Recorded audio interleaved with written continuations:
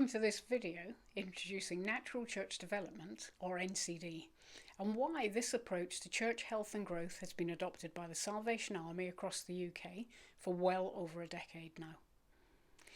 My name is Lynn Chetcuti and I'm appointed as the Territorial NCD Consultant. Whether you're a divisional commander, a mission enabler, a commanding officer or an active member of a local corps, it's my desire to support you as you invest in your own spiritual growth and that of others. As disciples of Jesus, we are called to fulfill the Great Commission, namely to make disciples of all nations, teaching them to do all that Jesus has taught us. NCD is about exactly that. As we invest in the health and development of our individual corps, what we discover is that healthy churches are missional churches.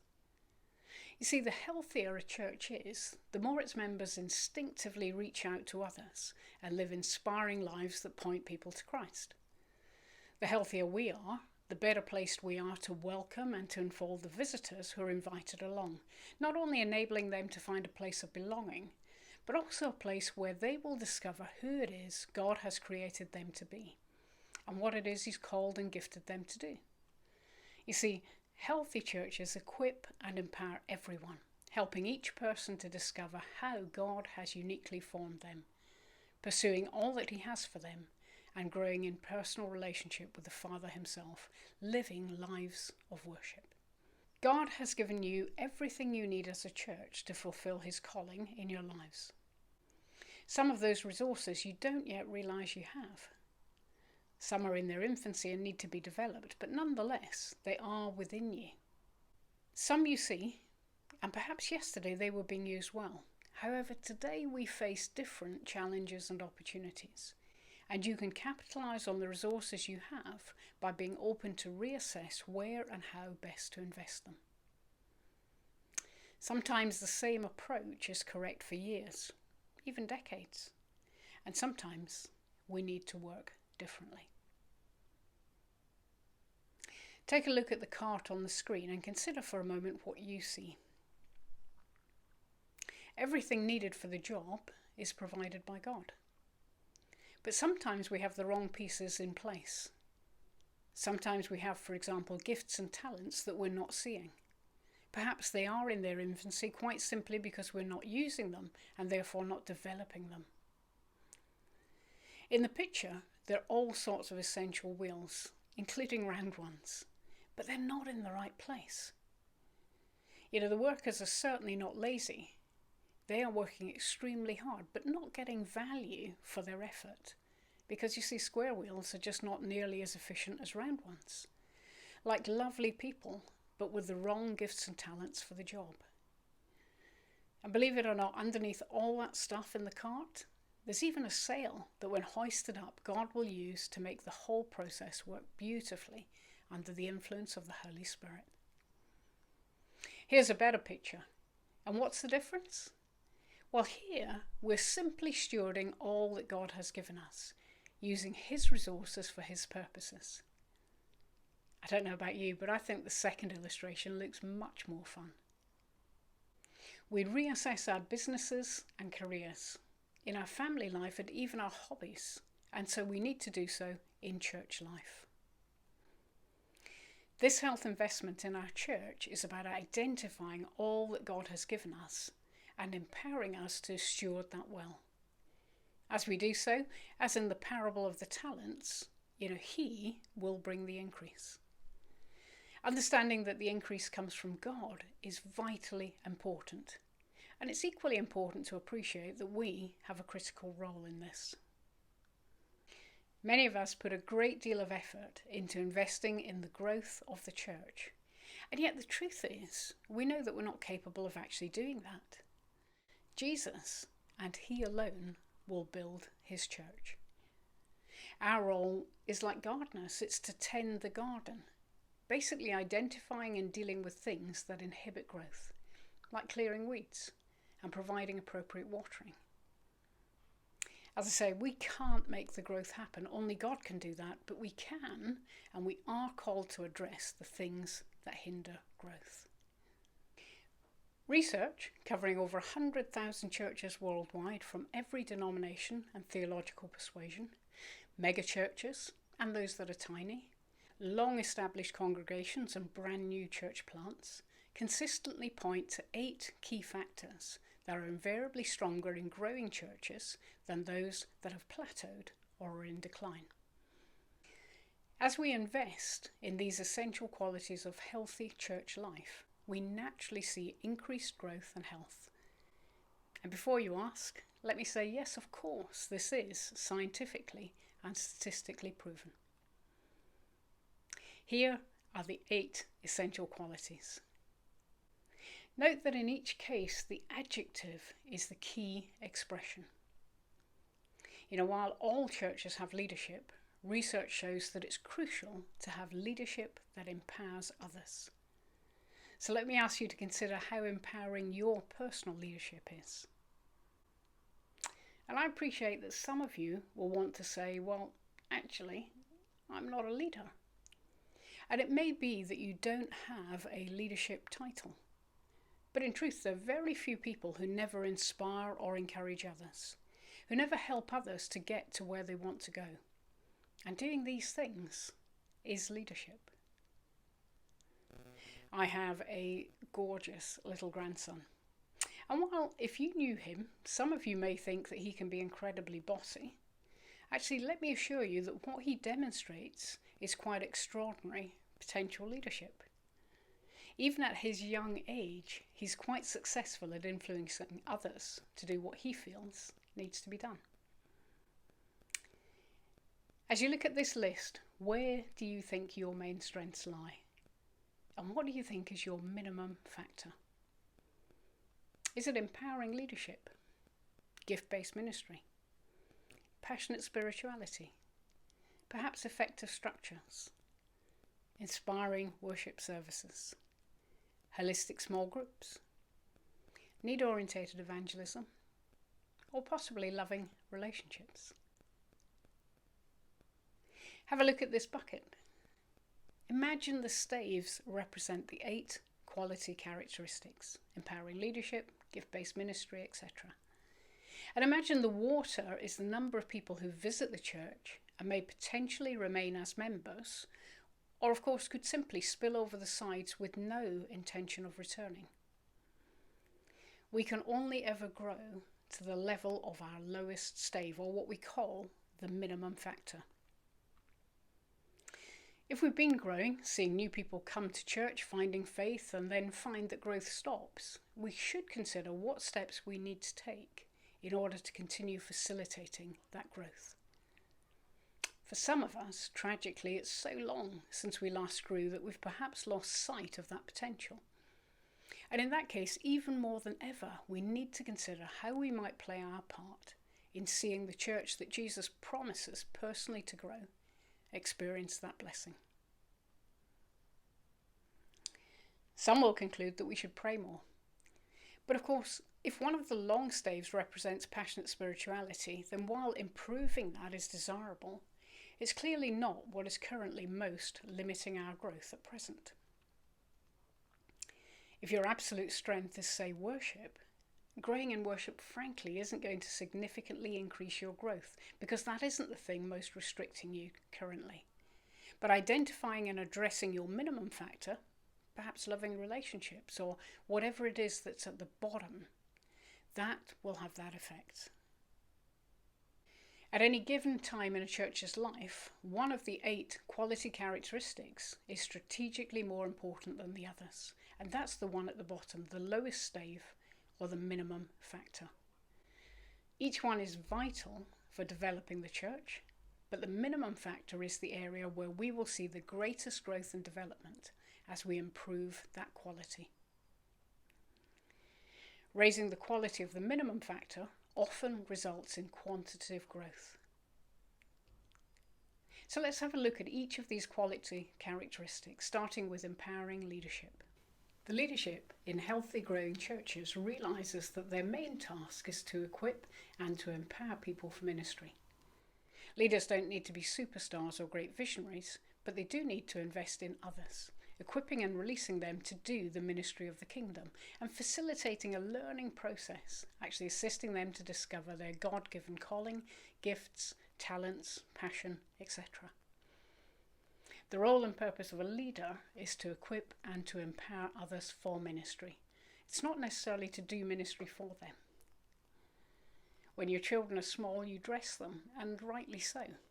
But your aim is not to keep them dependent, but instead to see them grow up, equipped not only to dress themselves, but able to earn their own income, to choose their own clothes, and indeed put clothes on the backs of those who are unable to help themselves.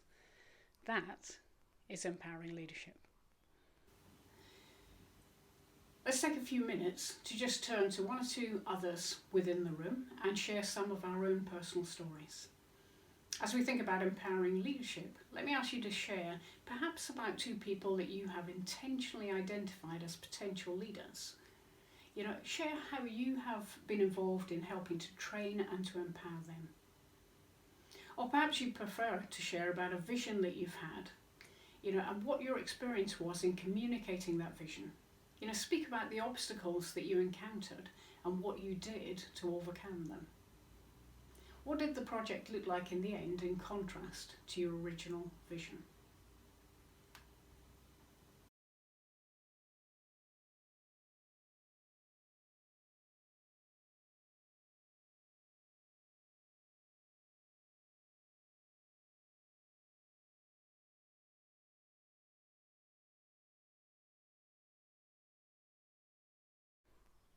What about gift-based ministry? In healthy growing churches, the members know what their gifts are and use them in their God-given ministry. They invest their best, and therefore the ministry of the church is based upon these gifts. In these churches, the mission isn't to fill empty slots with the nearest available body, but rather to identify and to use that which God has already given to build the ministry and programs of the church around these gifts. It's important that we understand our gifts, that we match gifts to task, that we help people to recognize the significance of the service they provide, and that we coach and mentor our people. How supported do you feel in your ministry? How well trained, or for that matter, challenged? What would help you to have a greater sense of personal development and satisfaction through serving others? Okay, we're going to just turn to a couple of other people once again and share some of our personal stories. So perhaps you'd like to share about your main gifts and skills and how you use them to serve God and His purposes. Are you aware of where you actually are weaker, less talented, less skilled? And what do you do to compensate for those areas? Or perhaps you'd like to talk about how you've helped others to develop and use their skills and gifts.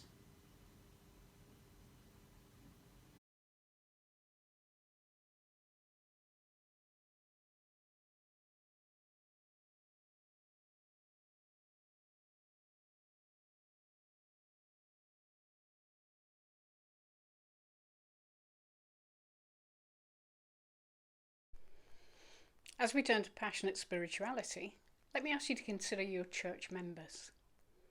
Do you think they're more in love with Jesus today than they were, say, a year ago? What about 5 years ago? And if so, how do you see that growth demonstrated? Are your people passionate about their faith? We're going to turn to one or two folks around us and share once more. Perhaps you'd like to share who Jesus is to you. Or perhaps, how you keep your own personal relationship with Jesus fresh and vibrant. Maybe you'd prefer to talk about how you help other people to keep their relationship with Jesus fresh and vibrant.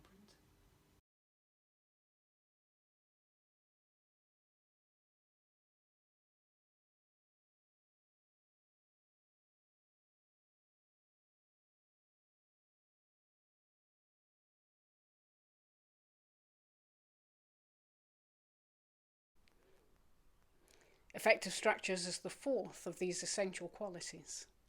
In healthy churches, the structures, i.e. the goals and objectives, the leadership structure, the budget and program, They're all in place to serve the purpose of the church and kingdom ministry, not the other way around.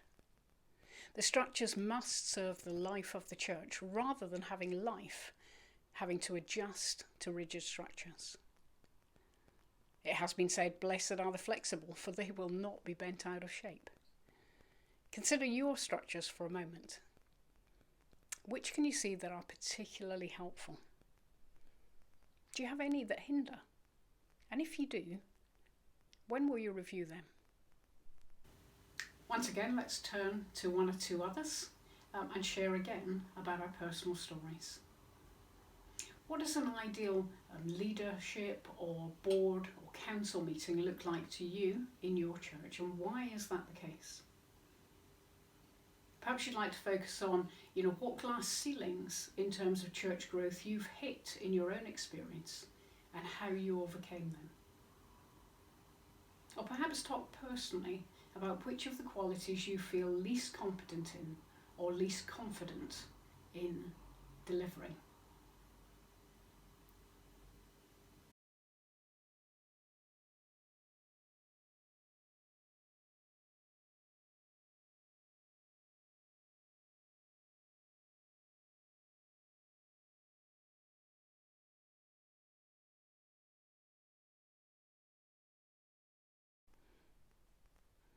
We all love to participate in inspiring worship services. They're very important to us. Again, this isn't about style, nor does it mean that a service is entertaining and a good show. An inspirational worship service is one where the people experience the presence of God when they come together to worship, where God breathes, which of course is the original meaning of inspiration, where God breathes on his people as they gather. As you look at this topic, consider when you think the worship service starts. And the answer is probably much earlier than you perhaps think.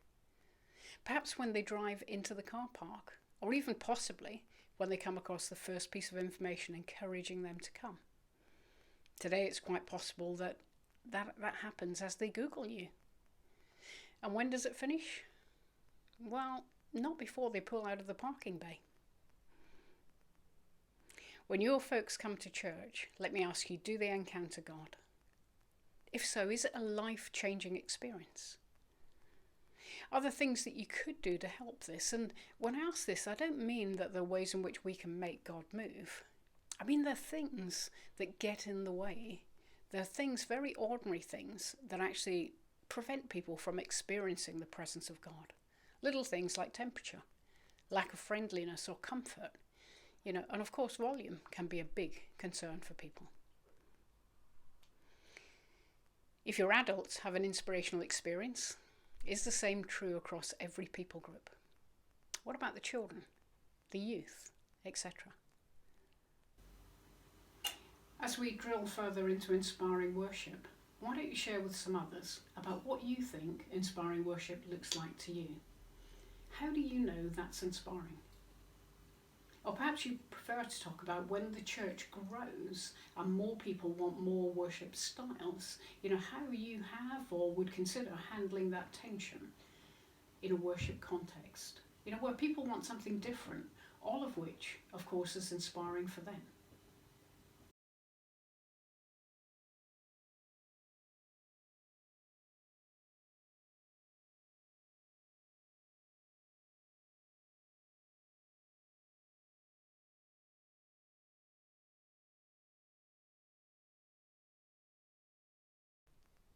Moving on to holistic small groups.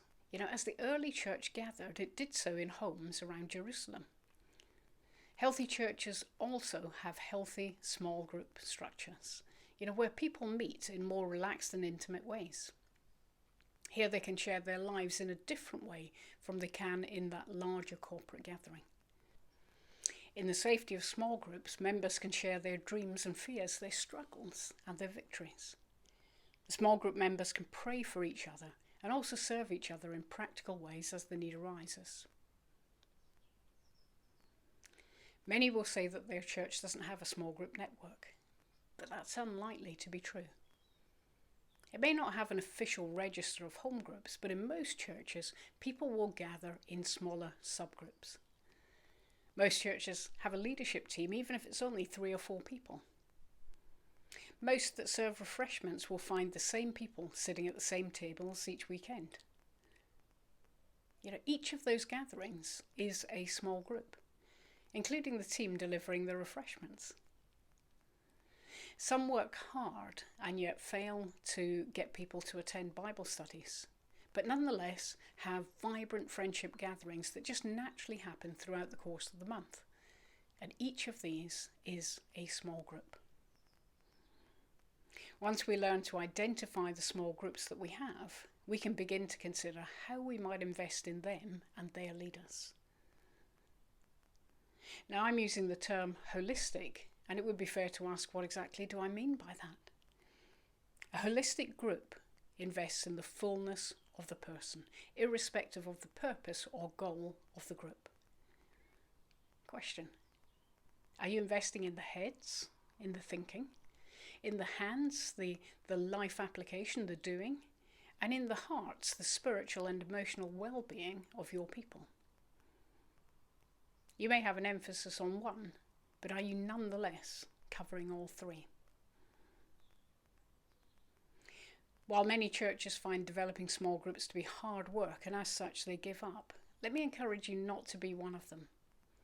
Ultimately, people come to church for many, many reasons, but they stay primarily for one, and that is that they make friends. Relationships are developed far deeper and more quickly in smaller group settings than they are when we only have access to corporate worship meetings. As we look at holistic small groups, perhaps you'd like to turn to one or two others and share what you think an ideal small group looks like. Or perhaps what role you see small groups having in the growth of a church.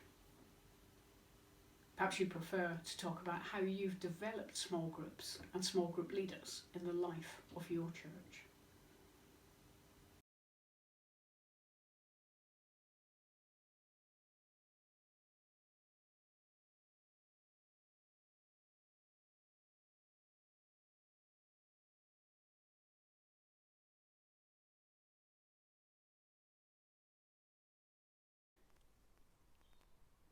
Now, penultimately, we'll look at need-orientated evangelism.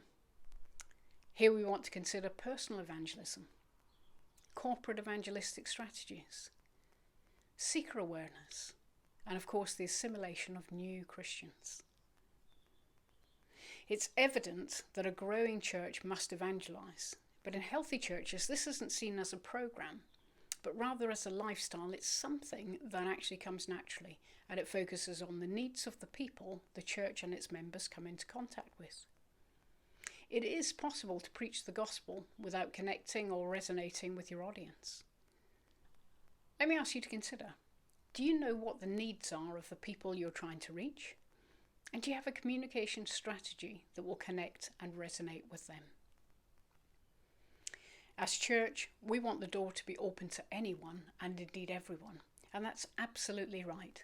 However, when we try to reach everyone, invariably we actually reach very few people.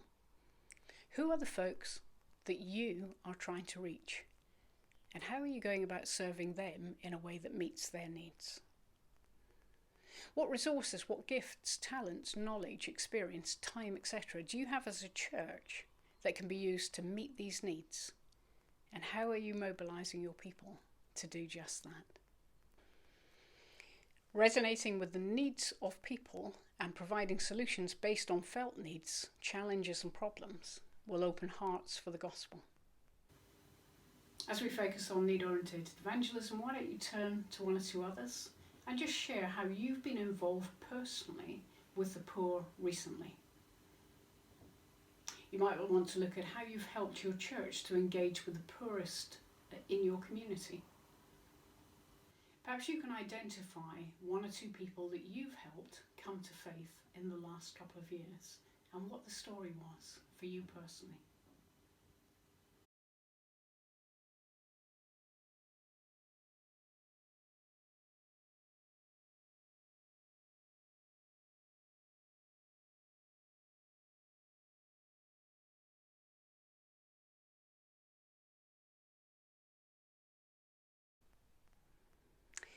And finally, we appreciate that healthy and growing churches are characterised by a high degree of loving relationships. This relates to the relationships inside the church, but also going out from the church. The command of Jesus that we should love each other is taken seriously in these churches, not just as a concept we believe in, but it's actually shown in practical and tangible ways. As you look across your church, do you see an atmosphere of joy and trust? What about interdependent relationships, affirmation and encouragement, intentional conflict resolution? These are all essential as we look to develop significant, loving relationships with each other. Consider for a moment how often members of the church actually invite others for a coffee or a meal. How aware are they of things that concern others, and how motivated to help when they're able to? If our only time together is a Sabbath worship service where much time is led from the front, we have very little opportunity to develop significant discipling relationships. Love is costly. It takes time. Question: is loving relationships a real priority for you and your church? As we focus on loving relationships, perhaps you'd like to turn to one or two others and share how you've responded as somebody has hurt you recently. Perhaps you'd like to talk about how you've helped people in conflict in your congregation to become reconciled. You might prefer to look at how you've welcomed and integrated those from minority or discriminated groups into the fullness of family life.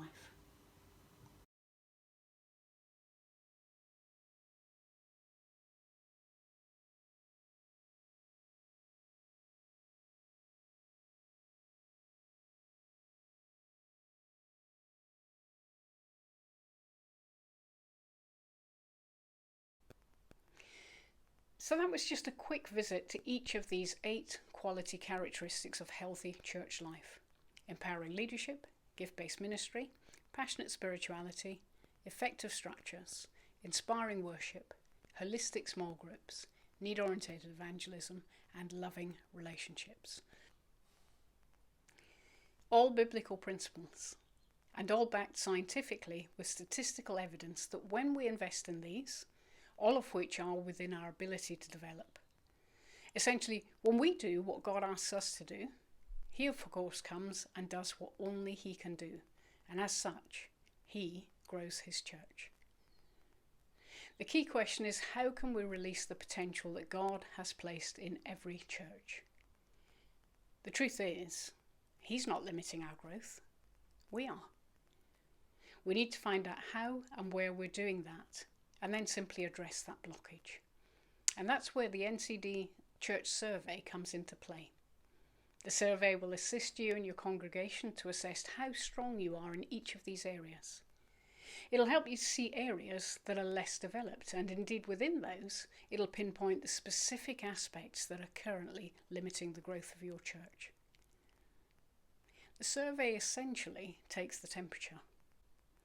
If you like, it provides the diagnosis before the therapy. It helps us to identify the root cause of the issues that we're experiencing, and then helps us to consider how we are going to overcome those. What our implementation process should be. Now, of course, if you go to a doctor who diagnoses your condition, prescribes some medication or action, and you don't take the meds, you don't follow the advice, then actually the likelihood of getting better is somewhat reduced, is it not? And the same is true here. No survey will actually fix anything. It simply informs your thinking. It gives you the right information to make the right choices. It tables the right conversations. Once you've taken your survey, it's then imperative that you act on the information you have. Have a look at the diagram on the screen. The survey is the test point in this illustration. Once you have your results, it's important to take time to understand them, and in some ways, that's exactly what we're doing through this teaching today. We need to understand not only what they say, but also what that looks like and how it's come about, why that is the case, etc. As part of this process, you'll want to identify areas where you as a team would like to see change. Consider what looks most significant for you for the season ahead, and having done that as a team, then make your plan. Like all good processes, having planned the work, you must then work the plan, doing the very things that you intended, and being accountable for exactly that. Of course, you may strategically adjust the plan as you go, but don't be distracted or derailed. Work the plan unless you have intentionally changed it.